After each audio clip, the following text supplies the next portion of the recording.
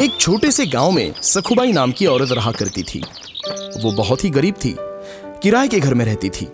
उसके पति को गुजरे 2 साल हो गए थे। उसे एक लड़का भी था, उसका नाम था राजेश। वो पढ़ाई में बहुत ही होशियार था। पति के गुजरने के बाद घर चलने की सारी जिम्मेदारी सखुबाई के कंधों पर आई थी। साथ में राजेश की पढ़ाई का बोझ भी था। सखुबाई हमेशा सोचती कि उसका बेटा एक दिन बड़ा अफसर बने। सखुबाई जब काम करती तो राजेश भी उसके साथ जाता। सखुबाई लोगों के घर जाकर बर्तन मांजती तो कहीं खाना बना देती, तो राजेश बैठे बैठे लोगों के घर आए अखबार को बड़े ध्यान से पढ़ता। एक दिन जब राजेश अखबार पढ़ने लगा तो एक मालकिन ने बड़ी कुत्सित से कहा, अरे राजेश, अखबार पढ़ के क्या तू बड़ा अफसर बन जाएगा? इससे अच्छा तो माँ के काम में हाथ बटा, कम से कम उससे कुछ मदद तो हो जाएगी। इस पर राजेश बोला, मालकिन, मुझे बड़ा अफसर बनना है, कलेक्टर बनना है। हम किताबें नहीं ले सकते, इसलिए ज्यादा ज्ञान के लिए मैं अखबार पढ़ता हूँ। मालकिन बोली, तुम और कलेक्टर शक्ल देखी है आपने? और मालकिन जोर जोर से हंसने लगी। सखुबाई को यह बात बहुत बुरी लगी और वो दोनों वहां से चले गए। फिर सखुबाई ने शादियों में रोटी बनाने का काम शुरू किया। वो अकेली ही 15-20 किलो की रोटियां बनाती थी। इसके लिए वो सुबह 3 बजे ही अपना काम शुरू कर देती थी। उसके साथ राजेश भी उठता था और माँ को मदद करके अपनी पढ़ाई करता था। एक दिन अचानक मकान मालिक उनके पास आए और बोले, क्या सखुबाई, तुम और तुम्हारा बेटा 3 बजे ही उठ जाते हो और ये लाइट जलाते हो? बिजली का बिल ज्यादा आ रहा है तुम्हारी वजह से। एक तो बिल ज्यादा दिया करो या फिर कमरा खाली कर दो। और मकान मालिक गुस्से से वहां से चले गए। फिर राजेश ने लालटेन जलाई और पढ़ाई करने लगा। माँ भी उस प्रकाश में रोटियां करने लगी। ऐसे ही राजेश ने अगले कुछ साल जी लगाकर पढ़ाई की और क्लास में हमेशा अव्वल आने लगा। राजेश की लगन देखकर अगली पढ़ाई के लिए उसके गुरुजी ने उसे दिल्ली जाने की सलाह दी और खुद खर्चा उठाने की जिम्मेदारी ली। राजेश तो 22 साल का हो गया था। फिर क्या था, राजेश दिल्ली चला गया और वहां खूब पढ़ाई की। वो घंटों लाइब्रेरी में किताबें पढ़ता रहता। फिर एक दिन जब एग्जाम का टाइम आया, जाते जाते किसी गाड़ी वाले ने उसे ठोक दिया। राजेश जमीन पर गिर गया। उसके सिर और बाएं हाथ को चोट आई। अब वो सोचने लगा, मेरे बाएं हाथ में चोट लग गई है और सिर से खून भी बह रहा है। इस हालत में अस्पताल जाऊं या एग्जाम देने? अगर अस्पताल गया तो मेरा ये पूरा साल बर्बाद हो जाएगा और मेरे लिए मुमकिन नहीं है ये। फिर दिल्ली में रहने का मेरा खर्चा भी कौन उठाएगा? मेरे सिर्फ बाएं हाथ पर चोट लगी है, पर दायां हाथ तो अभी अच्छा है। मैं इस हाथ से एग्जाम दूंगा। और फिर राजेश वहां से सीधा परीक्षा केंद्र गया और परीक्षा दी। परीक्षा देने के बाद राजेश अस्पताल में भर्ती हुआ और इलाज करवाया। राजेश ने अस्पताल में भी पढ़ाई जारी रखी और इंटरव्यू अटेंड किया। फिर कुछ दिन के लिए राजेश माँ के पास गांव वापस चला गया। कुछ दिनों बाद रिजल्ट के दिन माँ ने अखबार खरीद कर लाया और राजेश को परिणाम देखने को कहा। राजेश ने रिजल्ट देखा तो उसने जोर से चीख निकाली, माँ, मैं पास हो गया, तुम्हारा बेटा अफसर बन गया, मैं कलेक्टर बन गया हूं माँ। ये सुनते ही माँ की आंखों से आंसू आ गए और वो दोनों रोने लगे। तो दोस्तों, क्या समझे इस कहानी से कि हमें हमेशा अपना लक्ष्य प्राप्त करने के लिए मेहनत करनी चाहिए। दुनिया चाहे हम पर हंसे या मजाक उड़ाए, लेकिन हमेशा अपने लक्ष्य का पीछा करना चाहिए। कामयाबी जरूर मिलती है। एक बार की बात है, काशीपुर नाम के एक गांव में जगन नाम का एक भिखारी अपनी बेटी गौरी के साथ रहता था। गौरी की मां का गांव में फैली महामारी के कारण देहांत हो गया था और जगन को ठीक से दिखाई नहीं देता। इसी वजह से उसे कहीं काम नहीं मिलता और मजबूरन उसे पेट पालने के लिए अपनी बेटी गौरी के साथ भीख मांगना पड़ता। लेकिन गौरी को भीख मांगना पसंद नहीं था। वो पढ़ना लिखना चाहती थी। जब भी गौरी पिता के संग गांव के सेठानी के घर भीख मांगने पहुंचती तो वहां उनके बेटे राजू को पढ़ते लिखते देख उसे खुद के लिए बहुत बुरा लगता और ये देख सेठानी ताने देते हुए कहती, हरिया, देख दरवाजे पे फिर से वही भिखारी होगा। कुछ भीख देकर उसे भगा जल्दी से।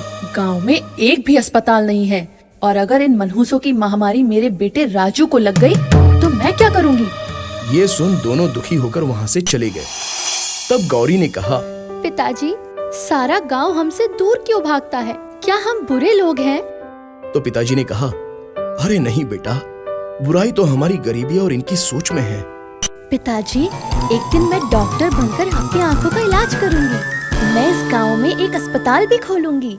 बेटी, हमारे लिए तो 2 वक्त की रोटी जुटाना ही बड़ा कठिन है।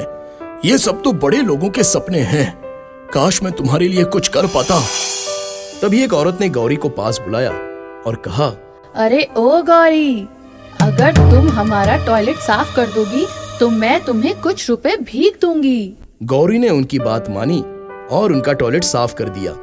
लेकिन गौरी को ये बात बहुत ही बुरी लगी। तभी गौरी ने यह फैसला कर लिया कि वो डॉक्टर बनेगी। गौरी ने अपने पिता को मंदिर के बाहर रहीम चाचा के पास बिठा दिया और वो खुद कई दिनों तक खिलौने गांव में बेचकर पैसे कमाने लगी। और फिर एक दिन गांव के शिक्षिका रेनू दीदी से मिलकर वो गांव के सरकारी स्कूल में पढ़ने जाने लगी। अब गौरी रोज स्कूल से आने के बाद खिलौने बेचती और पैसे कमाती और अपने पिता की देखभाल करती। गौरी रात रात भर जग कर पढ़ाई किया करती और हमेशा अच्छे अंकों से पास होती। गौरी की हिम्मत और सफलता देख सेठानी और अन्य गांव के लोग सभी हैरान थे और वो जगन और गौरी से जलने भी लगे थे। पता नहीं ये भिखारन पढ़ लिखकर कौन सा डॉक्टर कलेक्टर बन जाएगी, मैं अभी देखती हूँ। गौरी हर साल अच्छे अंकों से पास होती और शिक्षिका रेनू भी गौरी की पढ़ाई में खूब मदद करती। धीरे धीरे समय गुजरता गया और गौरी बड़ी होती गई। उसने अपनी मेहनत और लगन से अपनी स्कूल की पढ़ाई पूरी की और आगे डॉक्टर की पढ़ाई पढ़ने के लिए कॉलेज में दाखिले के लिए इम्तिहान दिया और इम्तिहान में टॉप भी किया। ये खबर सुनकर गौरी के पिता और शिक्षिका रेनू दोनों बहुत खुश हुए। पिताजी, डॉक्टरी के पढ़ाई के लिए मुझे स्कॉलरशिप भी मिला है। लेकिन अब गौरी को अपने पिता को छोड़कर डॉक्टर की पढ़ाई के लिए शहर जाना था। वो उदास हो गई। तब रेनू ने कहा, गौरी, तू फिक्र मत कर, यहाँ सब मैं संभाल लूंगी। तू बस शहर जा और जल्दी ही डॉक्टर बनकर आना। गौरी पढ़ाई के लिए शहर चली गई। गुजरते समय के साथ वो अपने सपने की तरफ तेजी से कामयाबी के साथ बढ़ रही थी। कई दिनों तक उसकी कोई खोज खबर नहीं आई। कुछ साल बाद गांव में दोबारा महामारी की बीमारी तेजी से फैल गई और रेनू के पिता सहित सेठानी और उसका बेटा राजू सभी बहुत बीमार हो गए और नगर के एक छोटे से सरकारी अस्पताल में पड़े रहे। पर कई दिनों से कोई डॉक्टर नहीं आया। सब बहुत दुखी और उदास भगवान से जिंदगी की प्रार्थना करने लगे। तभी एक नर्स ने सभी को खबर दी, अब तुम लोगों को चिंता करने की जरूरत नहीं। आज सरकार की तरफ से शहर की सबसे बड़ी डॉक्टर साहिबा आपका इलाज करने आने वाली हैं। ये खबर सुन गांव वाले बहुत खुश हो गए। तभी हॉस्पिटल के सामने एक कार आकर रुकी और उसमें से एक डॉक्टर उतरी। नगर सरपंच ने उन्हें माला पहनाकर उनका स्वागत किया।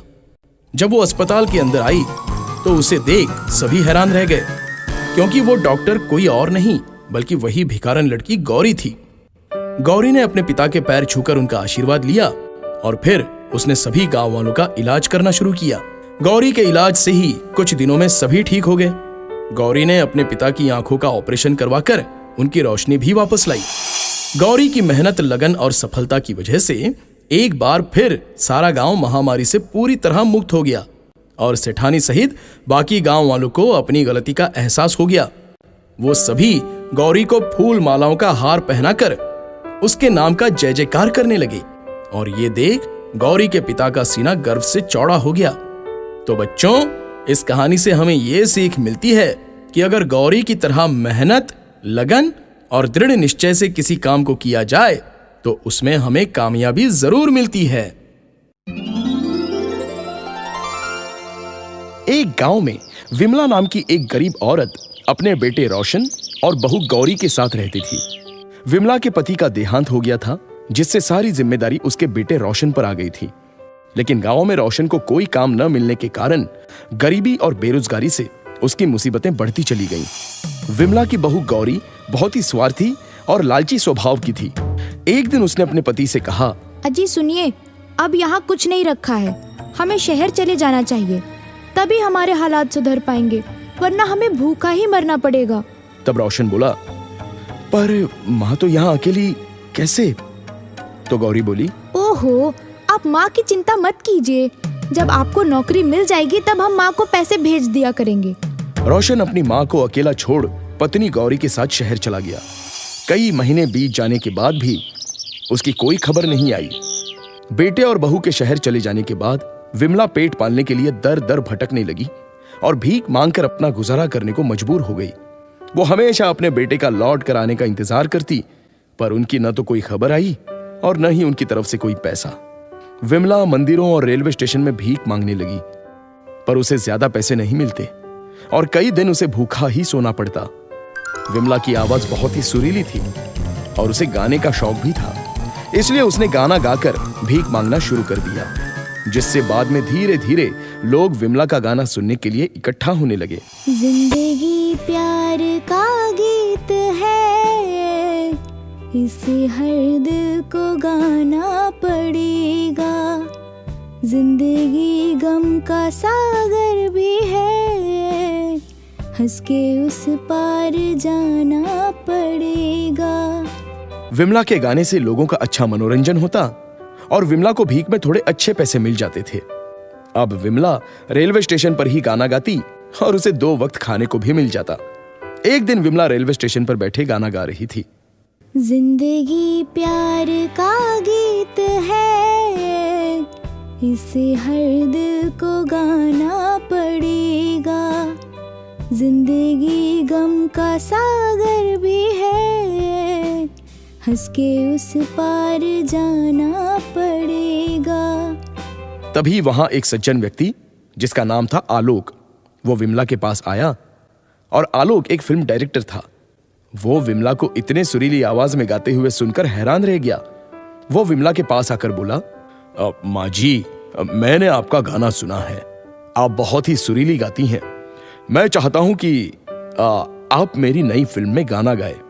मुझे आपकी ही तरह एक नए आवाज की तलाश थी। यह सुनकर विमला की आंखों में आंसू आ गए। आलोक विमला को अपने साथ मुंबई शहर ले गया और विमला से अपने फिल्म में गाना भी गवाया और इसके बदले विमला को खूब सारे पैसे मिले। देखते ही देखते विमला का गाया हुआ गाना हर जगह खूब सुनने में आया और पसंद भी किया जाने लगा। वो हर जगह खूब मशहूर हो गई। अब विमला की जिंदगी पूरी तरह से बदल चुकी थी। वो एक भिखारन से मशहूर गायिका बन गई थी। उसे टीवी, न्यूज़पेपर में हर जगह दिखाया जाने लगा। एक दिन जब गौरी ने अपनी सास विमला को टीवी पर देखा तो उसकी आंखें फटी रह गई। उसके मन में पैसे का लालच जाग उठा।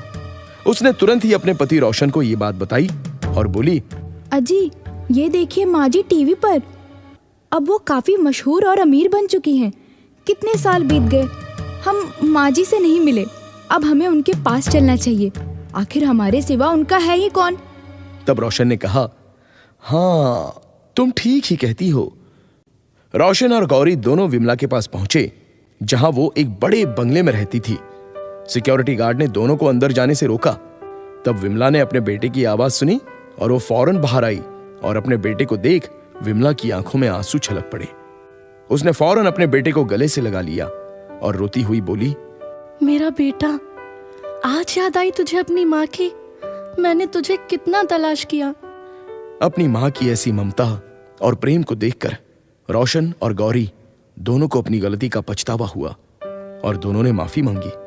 और माँ के लिए अपने बच्चों की खुशी से बढ़कर और कुछ भी नहीं होता है। इसलिए विमला ने दोनों को माफ कर उन्हें गले से लगा लिया। तो बच्चों, माँ की खुशी से बढ़कर दुनिया में और कुछ भी नहीं। इसलिए हमें अपने स्वार्थ को त्याग कर अपने माँ बाप को कभी अकेला और बेसहारा नहीं छोड़ना चाहिए।